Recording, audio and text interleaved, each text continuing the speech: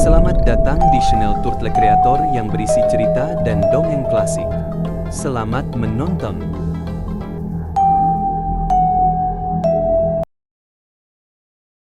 Di tanah Jawa yang masih dikelilingi hutan lebat dan kerajaan-kerajaan besar, terdapat sebuah negeri yang bernama Kerajaan Prambanan. Negeri ini makmur, dipimpin oleh seorang raja bijaksana bernama Prabu Baka.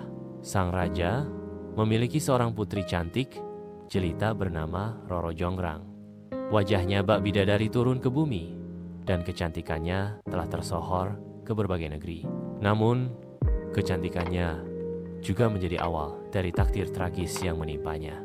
Di sisi lain, terdapat kerajaan besar bernama Pajang yang dipimpin oleh seorang raja muda sakti bernama Bandung Bondowoso.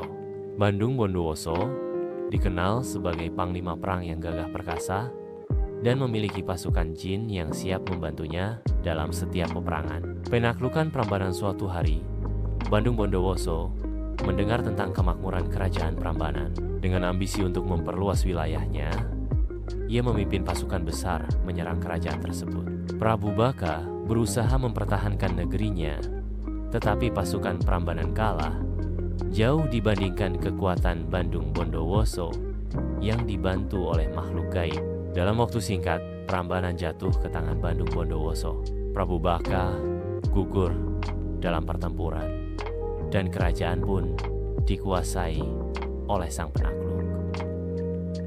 Setelah kemenangan itu, Bandung Bondowoso melihat Roro Jonggrang untuk pertama kalinya.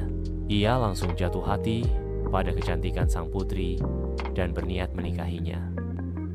Namun, Roro Jonggrang merasa marah dan benci kepada Bandung Bondowoso. Baginya, lelaki itu bukanlah pahlawan, melainkan perampas yang telah membunuh ayah dan menghancurkan negerinya. Namun, ia tidak bisa menolak lamaran itu begitu saja karena ia tahu Bandung Bondowoso memiliki kekuatan besar yang bisa membahayakan rakyatnya. Berpikir cepat, Roro Jonggrang pun menyusun rencana.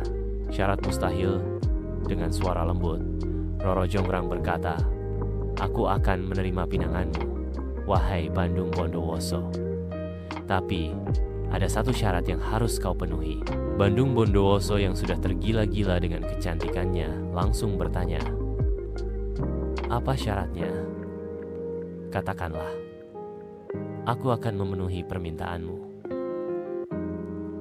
Roro Jonggrang tersenyum tipis. "Aku ingin kau membangun 1000 candi dalam satu malam. Jika kau bisa menyelesaikannya sebelum fajar, aku akan menjadi istrimu." Bandung Bondowoso terkejut, tetapi ia tidak mundur. Dengan kekuatan gaibnya, ia yakin bisa menyelesaikan tantangan tersebut. Ketika malam tiba, ia mulai bekerja. Dengan mantra sakti, ia memanggil pasukan jin yang segera membangun candi-candi dalam sekejap mata. Batu demi batu tertata rapi, dan candi-candi mulai berdiri. Melihat itu, Roro Jonggrang mulai panik. Ia tidak menyangka bahwa Bandung Bondowoso benar-benar mampu menyelesaikan tugasnya. Jika dibiarkan, dalam waktu singkat, 1000 candi akan selesai, dan ia harus menikah dengan pria yang ia benci. Malam semakin larut dan Roro Jonggrang melihat dengan ngeri bagaimana Bandung Bondowoso hampir menyelesaikan 1000 candi. Candi-candi berdiri satu persatu dengan cepat, disusun oleh pasukan jin yang bekerja tanpa lelah. Dalam hati, Roro Jonggrang mulai cemas. Jika ia tidak berbuat sesuatu, ia harus menikahi pria yang telah membunuh ayahnya dan merebut kerajaannya. Roro Jonggrang pun berpikir keras. Kemudian, sebuah ide cerdik muncul dalam benaknya. Ia segera mengumpulkan dayang-dayangnya dan membisikkan rencana ke telinga mereka. "Bangunkan seluruh perempuan di desa. Perintahkan mereka untuk menumbuk padi di lesung dan nyalakan obor. Kita harus membuat suasana seperti pagi hari." Tanpa membuang waktu, para dayang segera bergerak.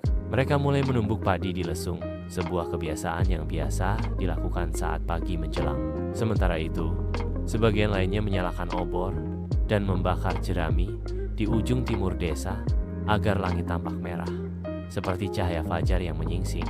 Suara ayam jantan mulai terdengar. Tak lama kemudian, ayam-ayam di desa ikut berkokoh, mengira hari sudah pagi. Para jin yang bekerja membangun candi menjadi panik. Mereka mengira fajar telah tiba. Satu persatu, mereka berhenti bekerja dan menghilang ke dunia gaib sebelum matahari benar-benar terbit. Bandung Bondowoso yang melihat ini sangat terkejut. Ia baru saja menyelesaikan candi ke-999 ketika para jin meninggalkannya. Ia mencoba memanggil mereka kembali, tetapi tidak ada yang menjawab. Fajar pun akhirnya benar-benar menyingsing. Roro Jonggrang muncul dengan wajah tenang dan berkata, "Wahai Bandung Bondowoso, kau gagal memenuhi syaratku. Hanya ada 999 candi, bukan 1000. Maka, aku tidak bisa menjadi istrimu." Kutukan Roro Jonggrang. Mendengar kata-kata Roro Jonggrang, Bandung Bondowoso marah besar. Ia sadar bahwa dirinya telah diperdaya.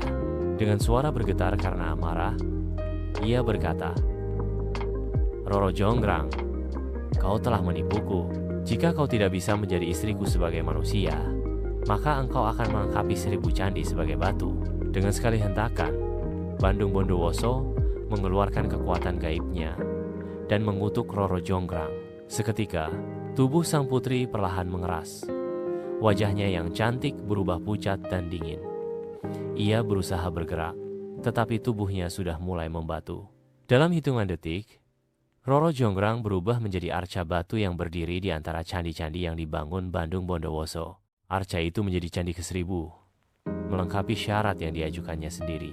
Sejak saat itu, arca Roro Jonggrang dikenal sebagai bagian dari Candi Prambanan. Dan legenda ini terus dikenang turun-temurun oleh masyarakat Jawa. Setelah Roro Jonggrang berubah menjadi arca, Bandung Bondowoso masih berdiri di hadapannya dengan perasaan campur aduk. Kemarahannya telah reda, tetapi penyesalan mulai menyelimuti hatinya. Ia sadar bahwa meskipun ia berhasil melengkapi 1000 candi, ia telah kehilangan perempuan yang paling ia cintai. Bandung Bondowoso meninggalkan Prambanan dengan hati yang hampa. Ia tidak pernah menikah seumur hidupnya, dan namanya akhirnya tenggelam dalam sejarah. Namun, peninggalannya tetap berdiri megah. 1000 candi yang kini dikenal sebagai Candi Prambanan. Candi, Prambanan, dan misteri arca Roro Jonggrang. Di antara 1000 candi di kompleks Prambanan, ada satu candi utama yang memiliki arca seorang perempuan cantik. Banyak orang percaya bahwa arca tersebut adalah Roro Jonggrang yang dikutuk oleh Bandung Bondowoso. Hingga kini, legenda Roro Jonggrang masih hidup dalam masyarakat Jawa. Beberapa orang percaya bahwa arca tersebut memiliki aura mistis, dan ada mitos yang mengatakan bahwa pasangan yang datang ke Prambanan dan melihat arca ini akan mengalami nasib buruk dalam hubungan mereka. Pelajaran dari legenda Roro Jonggrang kisah ini bukan hanya sekadar dongeng, tetapi juga mengandung pesan moral yang mendalam. Kecerdikan dan keberanian seorang perempuan, Roro Jonggrang tidak hanya pasrah menerima nasib, tetapi menggunakan akalnya untuk melawan keadaan. Ia menunjukkan bahwa perempuan juga memiliki kekuatan dalam kecerdasan dan strategi. Keserakahan dan kemarahan dapat membawa kehancuran. Bandung Bondowoso, meskipun sakti dan kuat, akhirnya kehilangan cintanya karena terlalu mudah terprovokasi oleh kemarahan. Sejarah tetap hidup dalam bentuk warisan budaya. Hingga hari ini, Candi Prambanan masih berdiri kokoh sebagai saksi bisu dari legenda ini, menjadi salah satu peninggalan budaya terbesar di Indonesia. Akhir yang abadi kini, Roro Jonggrang tetap berada di tempatnya, membisu dalam bentuk arca, menjadi bagian dari sejarah yang abadi. Banyak orang datang ke Prambanan bukan hanya untuk melihat keindahan candi, tetapi juga untuk mengenang kisah tragis seorang putri yang menolak tunduk pada takdirnya. Sejarah dan legenda melebur menjadi satu, menjadikan Prambanan bukan sekadar tempat wisata, tetapi juga simbol kecerdikan, kekuatan, dan pengorbanan. Tamat. Terima kasih sudah menonton video di sini. Besok silahkan mampir lagi ya. Hatur nuhun.